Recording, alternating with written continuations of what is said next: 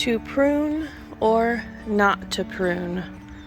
That is the question that we are going to answer today. Here is my jungle of tomatoes. So first off, you have to determine what type of tomatoes you have. However, I am going to talk about something that you do need to prune first. So I always keep the bottom of my tomatoes pruned, no matter what variety they are. That's a good example. These ones I need to prune a little bit more.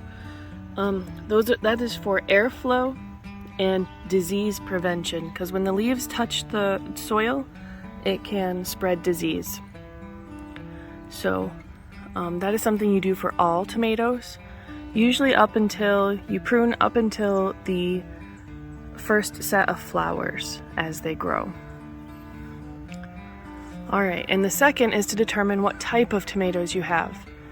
If you can see here, these tomatoes right here have stopped getting taller, as opposed to those tomatoes over there and these tomatoes right here.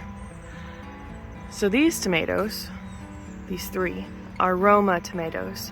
They are a determinate variety. So I really don't prune these, except for airflow down at the bottom, and then if anything is touching the ground. Because as they grow, they stop growing. See, that's as tall as they're probably going to get, and if you prune that out, you're going to be pruning off valuable fruitage. Look at all those tomatoes in there. Those are all Roma tomatoes. And I have really not pruned these much at all. Now these varieties over here, these are beefsteak. And these are an indeterminate variety, which means that they just keep growing. They keep growing until frost hits. So we prune these to make sure we get large fruits. Look at the size of these. Large fruits, and to make the plant just more manageable overall.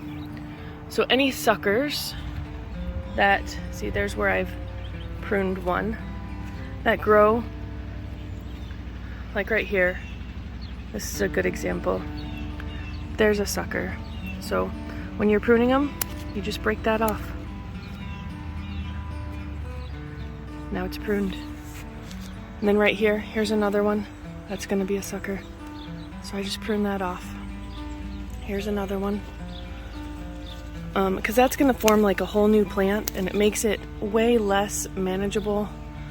You would have to have lots and lots of trellising, and your fruit is not going to be as big. So now it can focus on the fruits that it has and make those bigger.